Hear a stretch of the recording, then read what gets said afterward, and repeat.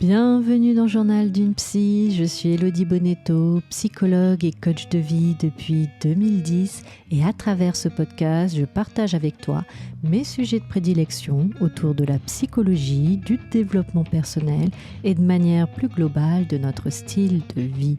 Alors rejoins-moi tous les 15 jours pour ce voyage de l'intime au cœur de l'âme humaine et surtout, abonne-toi dès maintenant pour ne manquer aucun épisode. Bonne écoute! Bienvenue dans ce nouvel épisode, j'espère que tu vas bien. Aujourd'hui, c'est un épisode un peu spécial puisqu'il s'agit d'un épisode questions-réponses. Donc en fait, aujourd'hui, je vais répondre à toutes les questions que tu n'as jamais osé poser à un psy. Souvent, on va avoir des personnes qui, en consultation, vont me dire là, je vais vous parler d'un truc, mais peut-être ça va vous sembler bête, ou c'est pas intéressant, ou c'est bizarre. Moi, je crois qu'en psychologie, il faut apprendre à sortir des tabous. Et il n'y a jamais de questions bêtes ou inutiles, en fait, voire même bizarres.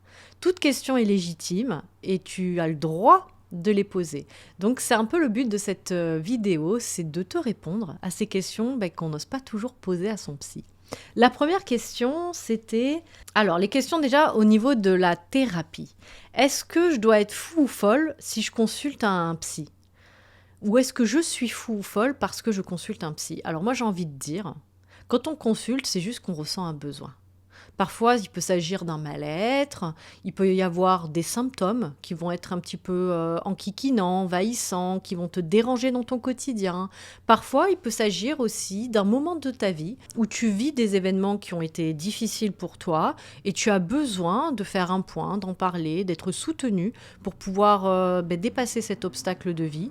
Et puis aussi, il peut y avoir des moments où tu ressens aussi le besoin de consulter parce que tu te retrouves dans une problématique récurrente avec des schémas répétitifs que tu perçois et tu te sens un petit peu dans une boucle ou dans une impasse par rapport à ça et puis tu arrives au bout en fait de tes ressources pour pouvoir sortir de ces schémas-là. Tu as besoin d'une tierce personne pour t'aider.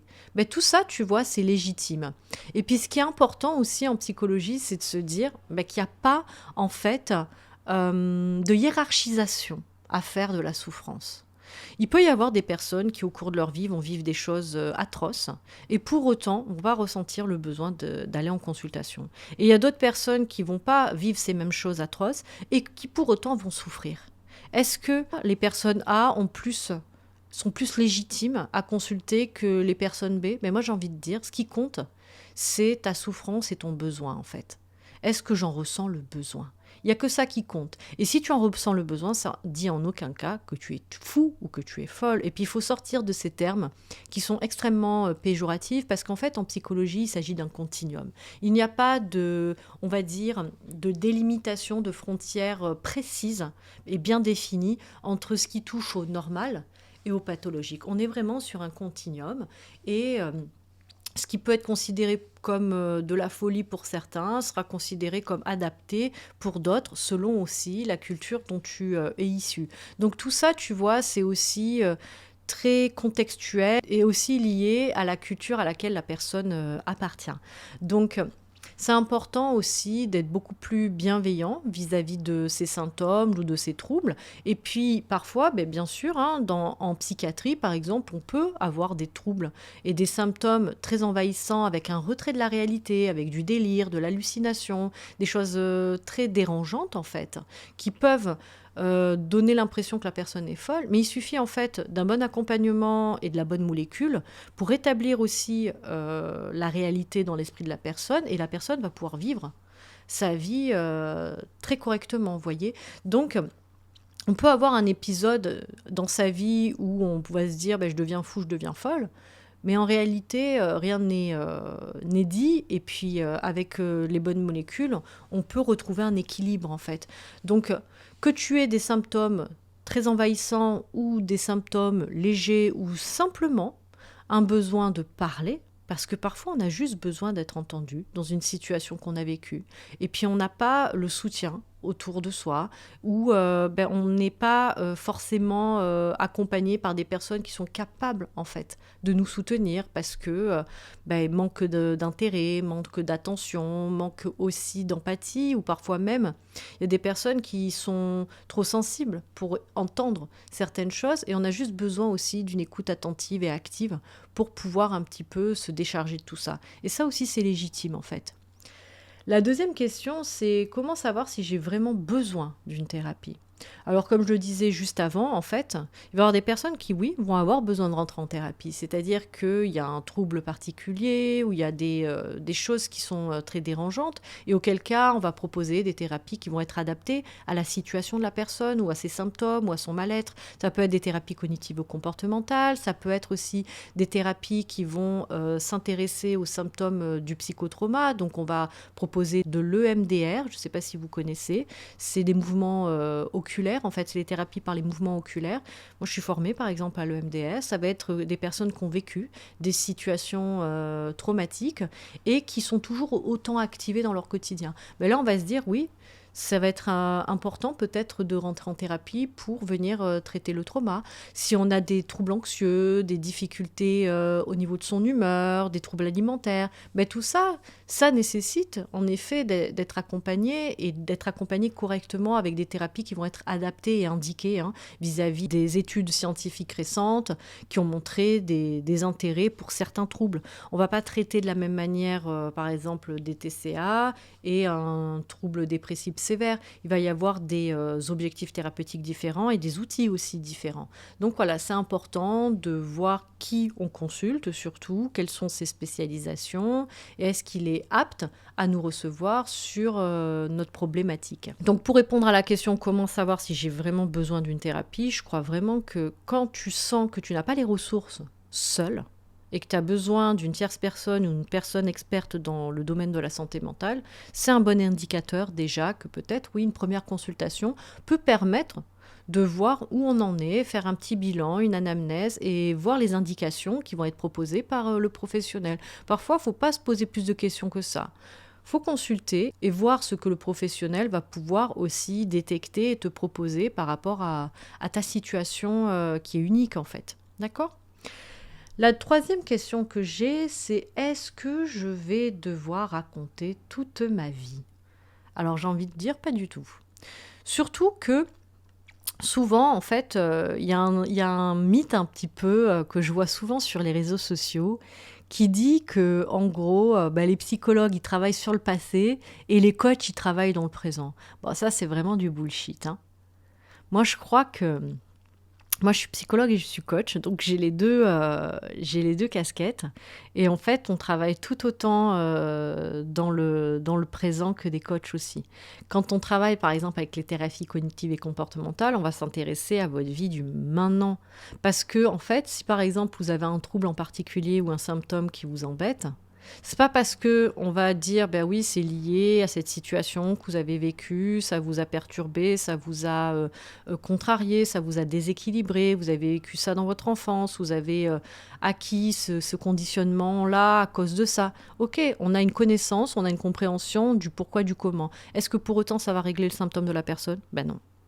Donc on travaille aussi dans le présent, et surtout dans le présent, parce que à travers des exercices, des expositions aussi à certaines situations, en fonction des problématiques bien entendu, on va venir traiter la problématique en thérapie cognitive et comportementale. Donc on est dans le présent.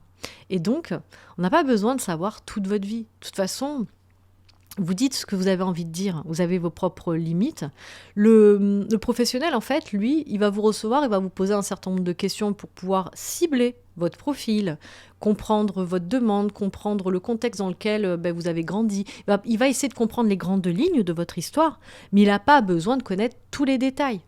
Et si pour X ou Y raison, il a besoin d'approfondir, il va vous le dire. Et il va vous dire, est-ce que ça vous gênerait de me parler un peu plus en détail de cet épisode-là ?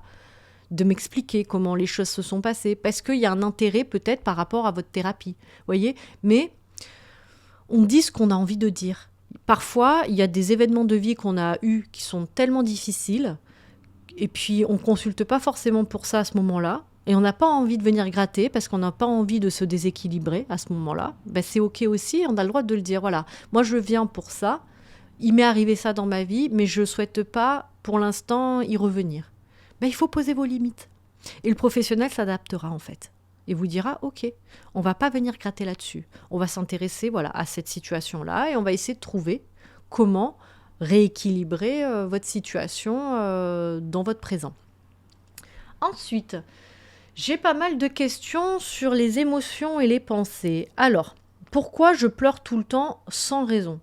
Alors, si tu pleures tout le temps et que tu as l'impression que c'est sans raison, mais que tu as toujours été comme ça, que c'est pas un truc qui est arrivé du jour au lendemain, ben j'ai envie de dire que c'est un petit peu aussi ton tempérament.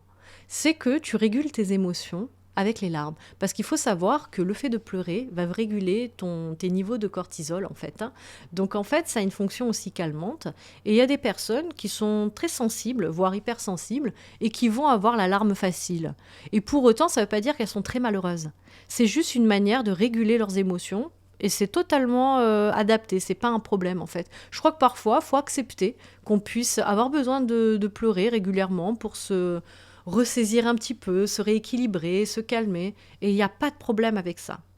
Par contre, si tu te rends compte que c'est récent, que tu as tendance à pleurer beaucoup en ce moment, mais que ce n'était pas ton tempérament, que tu n'avais pas cette tendance-là, depuis tout jeune en fait, que c'est quelque chose qui est plutôt récent dans ton comportement, là ça va questionner sur différents aspects. Déjà, est-ce qu'il y a peut-être un petit déséquilibre hormonal qui pourrait expliquer que tu as plus d'irritabilité ou plus d'hypersensibilité?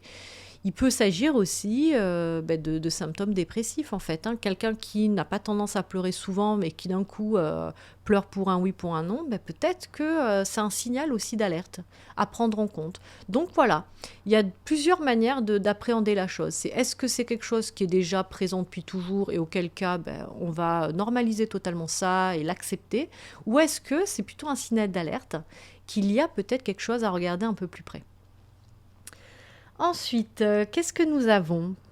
Pourquoi je me sens toujours coupable? Ah, ça, c'est un grand sujet, la culpabilité. Alors, souvent, ça vient des croyances profondes qu'on a acquises sur soi-même durant notre éducation, notre enfance, en fait. Quand on a eu très tôt des adultes autour de nous, notamment les personnes qui nous ont élevés, qui nous ont toujours culpabilisés ou nous renvoyaient toujours la faute ou la responsabilité de choses qui se passaient pas bien, en fait, on grandit avec cette culpabilité-là et on l'entraîne avec nous à l'âge adulte. Et ça demande parfois de consulter un petit peu pour faire le point sur ce qui m'appartient vraiment et les croyances que je peux laisser en fait derrière moi pour pouvoir justement m'autoriser à avoir une vie dans laquelle je me sens beaucoup plus en paix avec ce sentiment de culpabilité. Ensuite, j'ai des questions vis-à-vis des relations. Pourquoi je tombe toujours sur les mauvaises personnes? Ah là là là là. Alors souvent, on attire des personnes qui reflètent parfois nos propres blessures ou nos schémas, en fait, qui sont un peu répétitifs, qui sont des schémas souvent inconscients. Et c'est important de prendre conscience des schémas répétitifs, les choses qui se répètent tout le temps en permanence dans tes schémas relationnels, en fait. C'est pas qu'on tombe toujours sur les mauvaises personnes. C'est pas ça, en fait. Ça, c'est prendre le problème à l'envers. C'est qu'on ouvre la porte particulièrement à ces personnes-là, qui sont pas bonnes pour nous. Et là, ça demande peut-être à consulter pour ça, pour comprendre pourquoi justement je vais avoir tendance à plus ouvrir ma porte à ce type-là de personnalité. À quoi ça fait référence chez moi? Peut-être que cette personne-là se fait écho avec la manière dont traitait mon parent quand j'étais enfant. Donc ça sonne familier. Alors bien sûr, le cerveau, lui, il va plus avoir tendance à s'ouvrir en fait à des choses qui sont familières, même si elles ne sont pas forcément saines pour lui. Donc ça peut nous bloquer dans des schémas relationnels toxiques en fait. Donc ça nécessite peut-être de consulter un petit peu pour faire le point sur ça et sortir enfin de ces schémas répétitifs pour pouvoir enfin se donner la chance d'ouvrir sa porte à des personnes différentes en fait. Mais ça demande un tout petit peu de travail en thérapie. Est-ce que je dois pardonner à quelqu'un qui m'a fait du mal? Ah, le pardon, c'est un processus qui est très personnel. J'ai écrit un post carrousel sur mon Instagram là-dessus, sur le pardon. Et en fait, le pardon, on le fait surtout pour soi-même. C'est vraiment pour soi. C'est pas pour l'autre en réalité. C'est un processus qui est de l'ordre de l'intime. Je vais pardonner pour avancer et pour me libérer aussi en fait. On le fait pas pour l'autre, on le fait vraiment pour soi-même. Et puis, je crois que on n'est pas obligé de pardonner à l'autre. Ça, c'est vraiment soi avec soi. Il n'y a aucune norme avec ça. Tout dépend où tu en es dans ta vie. Parfois, il peut se passer des années où on va nourrir encore de la rancœur ou de la colère. Et puis un jour, on va enfin lâcher prise et accorder ce pardon-là. Mais on va se l'accorder pour se libérer soi-même, en fait. Et c'est vrai que plus tôt on le fait, ce travail-là, et plus on se libère. Mais on n'est pas toujours prêt, et on n'a pas toujours aussi les ressources de le faire rapidement. Parfois, en parler autour de soi, laisser en fait la vague émotionnelle passer, et puis en parler à son psy peut permettre aussi de comprendre où on en est par rapport à ce processus de pardon. Mais il n'y a pas de norme en fait définie par rapport à ça. C'est vraiment un chemin très très très personnel, le pardon. Une autre question, c'est pourquoi je me sens seule, même entourée. Ah, ben ça c'est le sentiment de vide en fait. C'est-à-dire que parfois on peut se sentir seul au milieu d'une foule. Et ça vient questionner un petit peu l'humeur. C'est une humeur parfois qui peut être dépressive. Donc il faut comprendre, voilà, pourquoi je me sens seule, même entourée de personnes qui sont parfois soutenantes ou aimantes. C'est que ça vient parler de son humeur personnelle. Où j'en suis et qu'est-ce qui se passe. Ça peut nécessiter de faire un petit point d'introspection pour voir si dans sa vie, on se sent vraiment aligné et épanoui. Parce que quand l'humeur comme ça chute un petit peu, ça va laisser en fait une forme de sentiment d'être incompris, de sentiment parfois aussi de vide, et puis la tristesse qui arrive aussi en même temps en fait. Souvent c'est un package. Et puis c'est important aussi, je crois, de s'entourer de personnes qui vont être nourrissantes en fait. Je crois que ça sert à rien de vouloir avoir une multitude de personnes autour de soi, des dizaines, des vingtaines de personnes, parce qu'en fait, ça va être des relations parfois qui peuvent être assez superficielles et du coup, on peut ne pas être vraiment connecté à l'autre. Je crois qu'il vaut mieux avoir peu de personnes autour de soi, mais des personnes qui sont solides et qui sont vraiment connectées à nous, à qui on va pouvoir vraiment entrer dans une intimité émotionnelle et affective, et puis qui a vraiment un lien de réciprocité et de soutien dans le temps. Alors là, on arrive maintenant aux dernières questions, qui sont des questions plus d'ordre de développement personnel. Alors là, la question, c'est est-ce que je peux vraiment changer? Alors oui, absolument. On peut toujours évoluer. Ce qu'il faut comprendre, c'est que le cerveau, il y a la plasticité cérébrale en fait. Donc en vrai, même une personne qui pendant des années a eu certains fonctionnements peut travailler. Bien sûr que plus c'est ancré, plus ça demande du travail. Mais tout changement est toujours possible. Et ça, c'est important de l'entendre. Parce que parfois, on a l'impression qu'on a loupé le train et qu'on ne pourra jamais évoluer sur certaines choses, parce que ça fait trop longtemps qu'on fonctionne comme ça. Mais ça, c'est faux. On a tous la capacité de travailler sur soi et heureusement. C'est des petits pas. Il faut fonctionner par petit, par petit, par petit. Les grandes révolutions, elles ne se font pas en un jour. Mais ce qui va compter en santé mentale et même en développement personnel, c'est je fais ce petit pas qui va m'aider à faire le deuxième pas, qui va aider à faire le troisième pas. Et à un moment donné, il y a un effet boule de neige qui facilite le process. Et après, ça coule de source, en fait. Ça devient beaucoup plus fluide. Mais voilà, le plus dur, c'est le premier changement, la première petite action qui t'amène à t'aligner sur un comportement qui va être plus adapté pour toi et t'amener au changement et à la révolution, voire la métamorphose que tu vas vouloir atteindre. Mais ça, c'est quelque chose qui va se faire de manière progressive. Il faut penser qu'en santé mentale, il s'agit de process. On est dans un processus de changement, donc étape par étape. Mais oui, on peut changer à tout moment, tout au long de sa vie. Alors, j'ai une autre question. Pourquoi je procrastine tout le temps? Ah, la procrastination. Alors, si vous êtes embêté avec cette problématique de remettre toujours les choses au lendemain, de trouver toujours des excuses, d'avoir du mal à vous motiver, d'avoir un rythme, de mettre en place des routines, J'ai mon kit de survie anti-procrastination qui est toujours disponible sur mon site internet, la Psy 3.0. Je vous mettrai le lien dans la description de cet épisode. Donc là, en fait, la procrastination, il y a plusieurs étapes. Bon, je l'explique en détail dans mon programme, mais je vais vous donner quelques éléments quand même ici. La procrastination va être souvent liée à une peur d'échouer, souvent. Il va y avoir aussi un phénomène d'auto-sabotage. Parce que réussir, parfois, ça peut faire peur aussi à certaines personnes. Et puis aussi, il va y avoir des personnes qui ont du mal avec l'autodiscipline. C'est-à-dire qu'elles attendent d'être motivées pour faire, sauf qu'elles n'ont pas compris. Si on se fixe sur la motivation pour faire, on est foutu.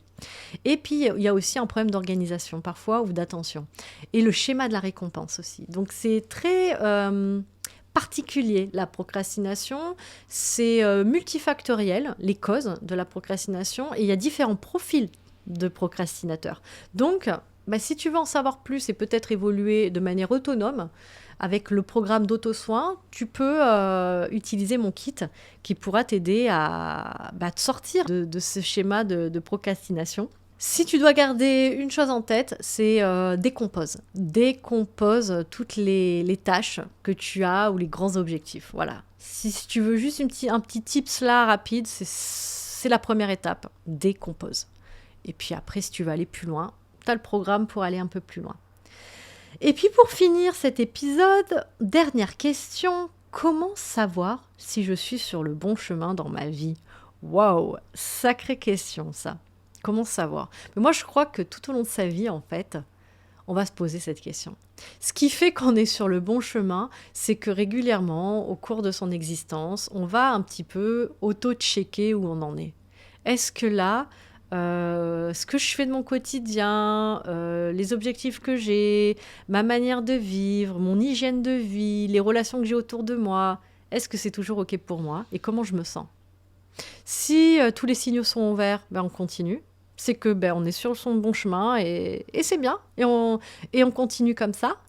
Et pour autant, ça sera important de s'auto-checker chaque année, par exemple, ou régulièrement, de se dire, là, est-ce que je me sens bien ? Et dès qu'on a un symptôme ou un signal d'alerte qui nous dit que on n'est pas aligné, justement, qu'il y a un truc qui nous dérange, à ce moment-là, il faut se poser les bonnes questions.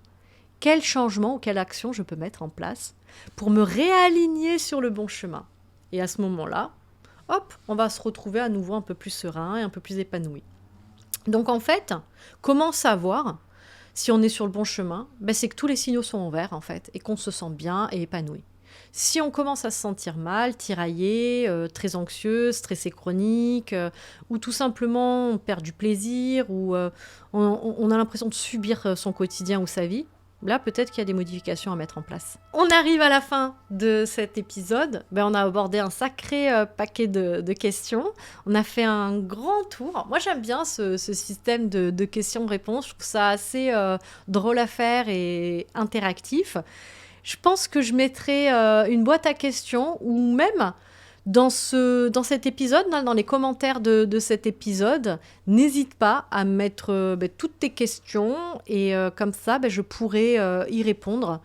Et voilà. Et puis même, tu peux me poser des questions aussi sur Instagram. Moi, je recueille en fait les questions et après, je peux les traiter dans différents épisodes ou dans les commentaires YouTube de la vidéo parce que maintenant, j'ai la chaîne que j'essaie de nourrir un petit peu et notamment tous les épisodes aussi, à l'heure actuelle, je les filme. Donc, si tu veux écouter les épisodes en vidéo, tu peux sur ma chaîne YouTube, la Psy 3.0, et du coup, interagir aussi plus facilement autour de la thématique du podcast et poser les questions que tu aimerais que j'aborde ou les thématiques dans les commentaires justement des épisodes sur la chaîne YouTube. Voilà. Bon, j'espère que cet épisode t'aura plu. N'hésite pas à me poser les questions que tu veux. Abonne-toi à la chaîne YouTube ou au podcast. Mets-moi 5 étoiles si tu as apprécié, parce que ça aide à faire connaître mon travail. Et puis, je crois que j'ai fait le tour. Donc, on se revoit dans 15 jours pour un nouvel épisode. Et puis surtout, d'ici là, prends soin de toi.